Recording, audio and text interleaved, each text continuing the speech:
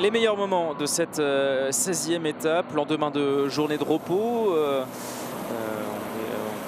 On longeait le littoral cantabrique et il y a une Crest Playa qui était le lieu de départ de cette 16e étape, un départ très rapide avec un groupe d'une dizaine de coureurs qui s'isolent après une dizaine de kilomètres justement de course. On retrouvait notamment Andreas Krone, Romain Bardet ou encore Romain Grégoire, mais il y avait des équipes qui n'étaient pas représentées, à l'exemple des Ineos, des Intermarché, des Arkea Samsic qui ont roulé pour finalement rentrer enfin sur ce groupe à un peu plus de 78 km de l'arrivée.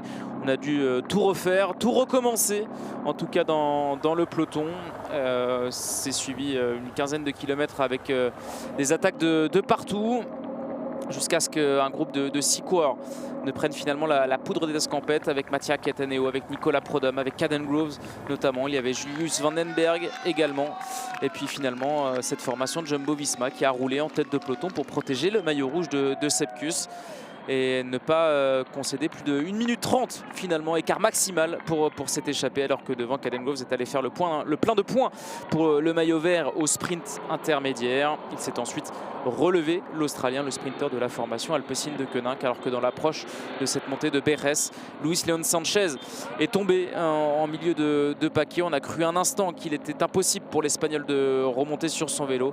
Il a finalement pu reprendre la course, l'échappée qui se fait reprendre finalement à 10 km du but.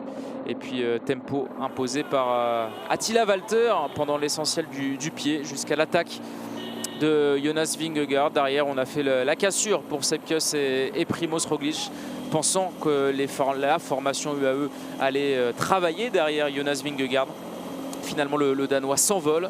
Statu quo un peu dans ce groupe. On va prendre jusqu'à 1 minute 15 d'avance à la flamme rouge. Et comme au Tourmalet, Primoz Roglic va placer un contre juste après cette flamme rouge.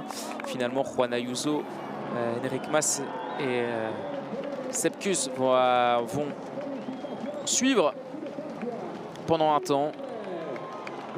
Jonas Vingegaard qui s'impose pour la deuxième fois sur cette Vuelta, et à l'arrivée, l'Américain qui va concéder tout de même 4 secondes à ses coureurs.